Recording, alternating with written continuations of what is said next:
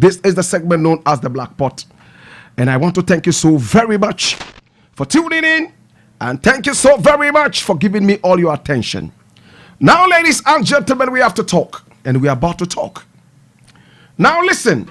I have read so many things in the media. Some of them are chaff, outright, and some of them are worth investigating. And you know, Black Rasta, before I come on the radio, I do a lot of research. So that when I come and talk, I talk nothing but the truth. To Jah be the glory.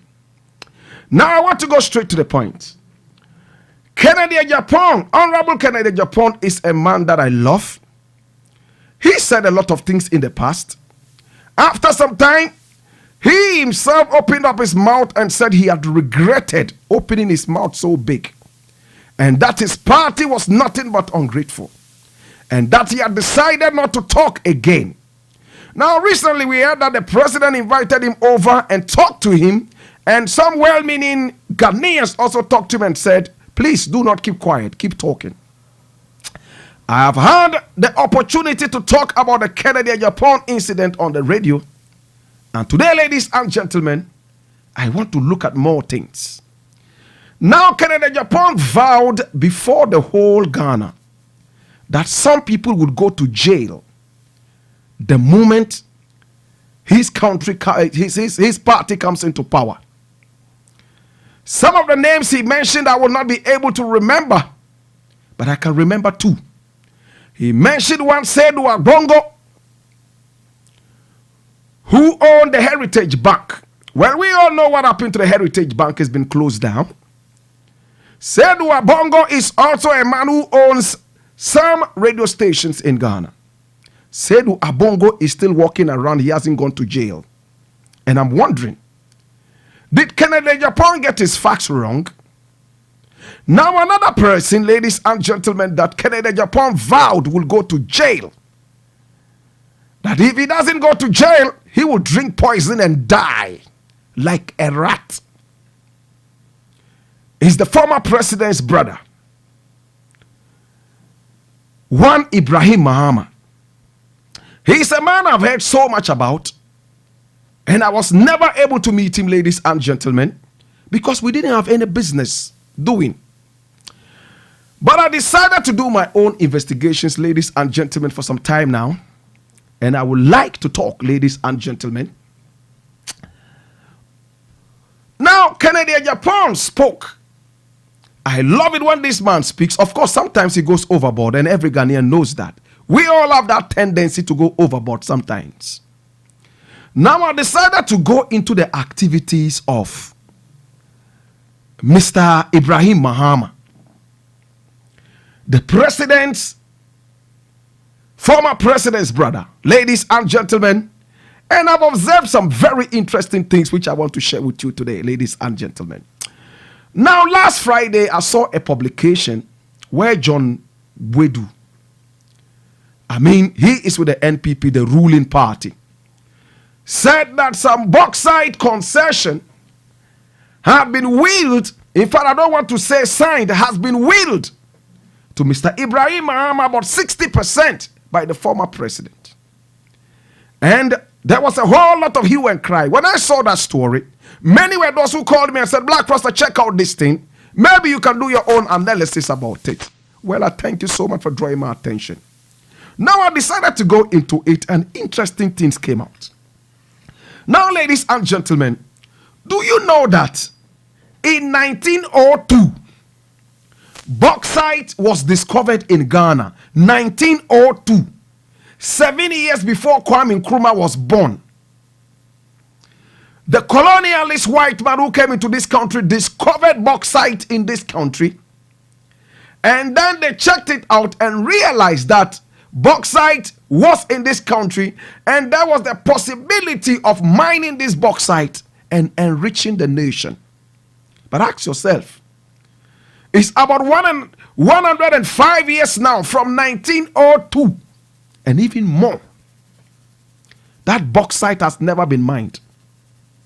And all of a sudden, people are talking about bauxite here, bauxite there, and bauxite there. So I decided to go into it and find out why from 1902 The bauxite reserves in this country discovered by the colonialist white man in 1902 was never ever mined. And I realized that the colonial master did not have the capacity to do it. Where the bauxite was, and for those who don't know bauxite, is from bauxite we get alumina and aluminium. Aluminium, the aluminium zinc that you have around, aluminium sheets, is made from bauxite. Ladies and gentlemen, now the colonial master was not able to mine this. It went on and on and on over 105 years now. The bauxite is now being talked about. Now my investigation showed that Ibrahim Mahama's E&P, engineers and planners, got the lease to go out there and check out the possibility of mining this bauxite. They went around, spent a lot of money, brought people from all over the world, including Greece, China, and all those places, to come and check it out and see how possible it was to mine the diamond. I beg your pardon, the bauxite. From 2013, they went into action. Cleared trees, worked very hard on the ground, ladies and gentlemen, did a lot of different things, spent a lot of money from 2013.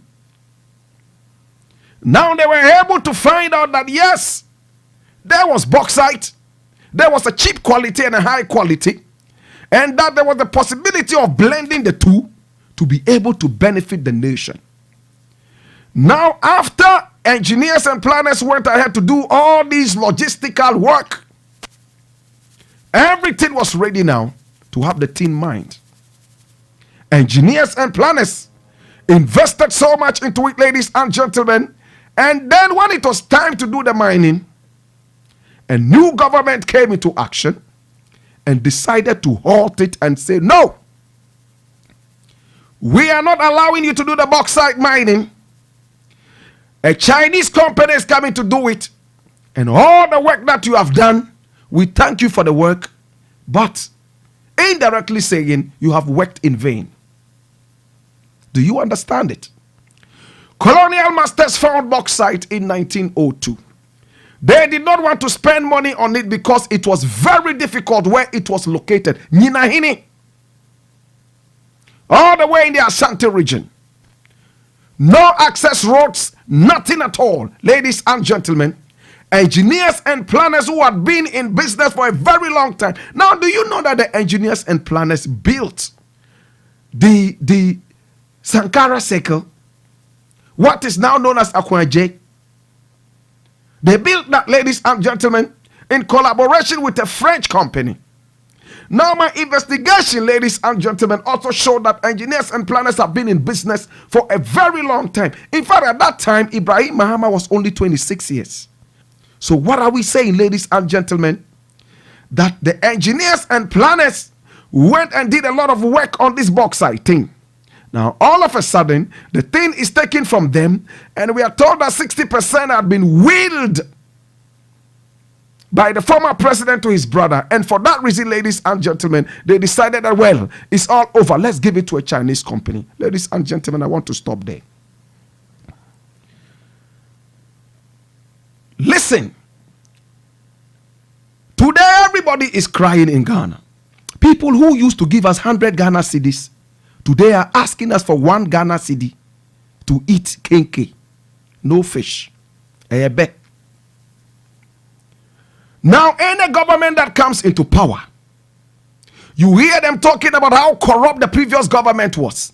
Yet they are unable to bring to book whoever was corrupt. Nobody has ever gone to jail with a new government coming into power. Yet they continue telling us that yes, the previous government was very corrupt, blah, blah, blah, blah, blah. They sing the same chorus every time. At the end of the day, they bring foreign investors to take over our country, take our gold and take our diamond, and the people in this country continue to languish in abject poverty. I am angry. Chinese people come into this country, they take our rosewood, They take our gold and diamonds and leave this country, ladies and gentlemen. And we only have 1.7% as royalties in this country from our gold. Every time any good thing has to happen to this country, some foreigners have to come in and spearhead everything and take over the lion's share of the whole thing. And then political parties share the rest amongst their corrupt ilk.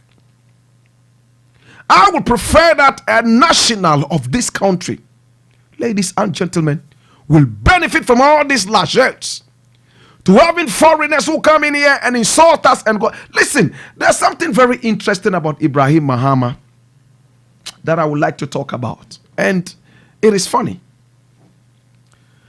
I've heard so many things. Oh, this one will go to jail. Said Agogo will go to jail. That person will go to jail. Even a special prosecutor is here. He's long been sleeping. We want to see all the corrupt people punished. That is the way our country can move ahead. If the corrupt people continue to stay with us, we will continue to languish in poverty. Now see how many Ghanaian businesses have been collapsed. NAM1, they collapsed NAM1. Today people are waiting to be paid money. NAM1 is coming today, is coming tomorrow to come and pay people's money. Who collapsed NAM1's business? When NAM1 was doing this for 5 solid years, did anybody complain? Nobody. Last week, there was a list of about how many hundreds of service and loans companies that have been closed down in this country. Every business is collapsing under this government. And I want to understand, the other governments that came and left, did they do a bad job or what? Were all these service and loans there not doing due diligence? Were these governments corrupt and decided to turn a blind eye on their activities? Now all Ghanaian companies are being closed down. And me, as a non-politician, a man who is not interested in any politics, I want to understand what the problem is.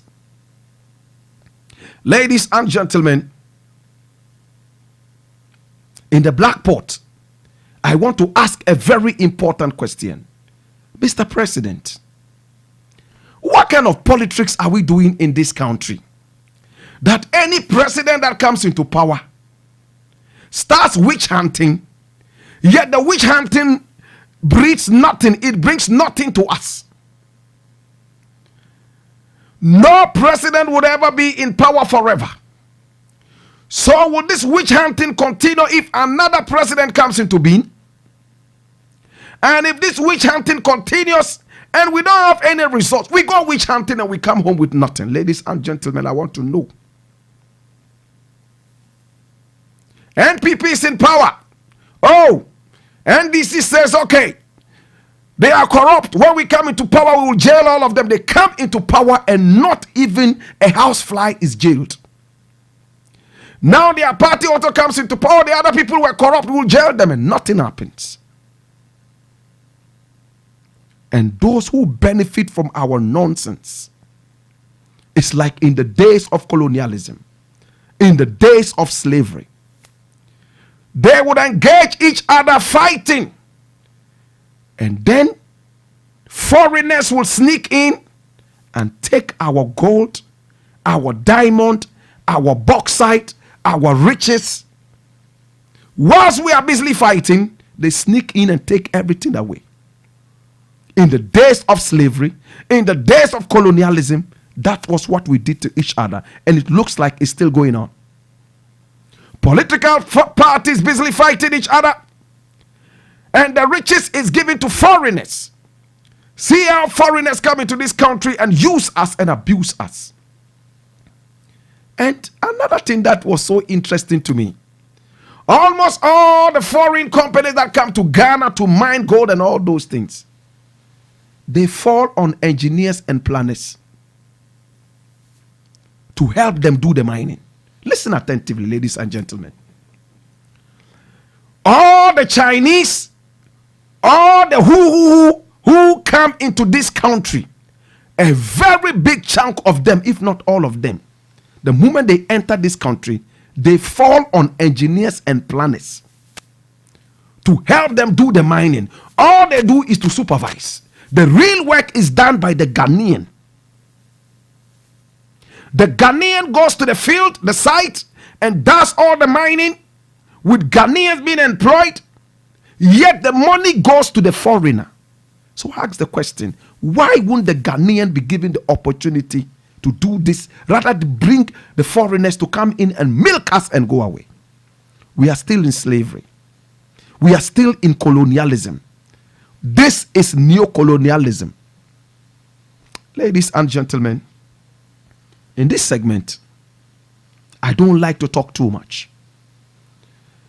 Special prosecutor, I hear you are under pressure to jail some people. Can we see the list? Can we see some action? We are fed up with politicians coming into power. Oh, this one was corrupt. This one will go to jail. And Mr. Kennedy Japan, with all respect, I would like to know if you have revised your list of those who are going to jail. As for Mr. Ejapon, he has already said he's fed up with his own party and he doesn't want to be doing the dirty work. That's the word he used, dirty work. They push him to come and talk blah, blah, blah, blah, blah, blah, blah, blah, blah. And at the end of the day, they betray him. Ghanaians, Africans, please, can we learn how to unite? Can we stop all these things about, oh, this person is earning this amount, where is the money from? Of course, there's a need for accountability. If it was a white man who had this money coming to him, we will not doubt it, because we believe that the white man is never corrupt. The other day, some friends of mine were going to receive some big money from abroad. They had done some contracts, genuine businesses, and some big money was coming into the country. And they said, hey, this money, if it comes, Iyoko is going to call us. They will say this money is too big. They will chase us and they will use politics to steal this money from us. So what do? Let's look for a certain big man. This big man, everybody knows that he receives big money. He's rich. Let's pass the money through him. And then we'll share the money from his account. So they went to see the big man. The huge money came in. Nobody said anything. The big man decided to share the money amongst these people, put the money in their accounts, and the rest of the money, he also kept it. Even with the small money that hit the account of the black people, Iyoko still called them to find out where they got that money from. The money that had been split into about 50 times. But the big chunk that landed in the big man's account, nobody was interested in that. Oh, so say where they was cut that only there. Rich people are not corrupt in this country. The people who are corrupt in this country are the poor people who walk on the streets. That's the Ghanaian mentality. Nobody has the power to be rich. Once you are rich, you are corrupt. Ladies and gentlemen, I will leave this here. A man who was worked on a bauxite concession from 2013, and I saw some documents, interesting documents from the Forestry Commission, giving the man the chance from 2017 to go into the bush there and do some work. After doing the work and trying to work on it, establish offices and all that ready to mine, politics comes in. We say, no, let's give it to Chinese, our own countryman there be. Nothing is good for the Ghanaian. Chinese is okay. Indian is okay. Japanese is okay. American is okay. English people is okay. But Ghanaians, no. So we have the world, yet the world goes to foreigners. Let me halt here, ladies and gentlemen. I'm still investigating this. I'm going to look at all those people who some politicians, big politicians, said they will go to jail, and find out why. And I'm asking all those people one after the other, John Boydu and the rest, I'm talking to all of them to find out where they are coming from. At the end of the day, you trust this to be the most neutral, we will talk to you. My name is BLAKK RASTA. I want to thank you so much Before I wind up on this segment known as the Black Pot, aka Kukushunemo, I would like to say, what you do to people today, remember that will hit your back. If you don't allow your brother to be rich, he or his children will never ever allow you to be rich either. That is one of the problems we have in this country. Oh, roll is by NRG where I say, yeah, we say. So the man's children are also looking for Rollins' children. Oh, a champion by yes say. Now, the children of those a champion and all those people did bad to. Remember, karma is very neutral. Ladies and gentlemen are looking for the children of a champion and the rest. If you don't allow your own countrymen to be rich, there is no way this country can ever be rich. A country is not rich until its indigents are rich. Think about it. You claim you have gold, you have diamond, yet those benefiting from the thing are foreigners. Chinese come here and disrespect us and carry our gold and our rosewood away. If it was a Ghanaian who had carried the rosewood there or the galamsey thing, oh my God. Only God can save us now. My name is Black Rasta. Bless you.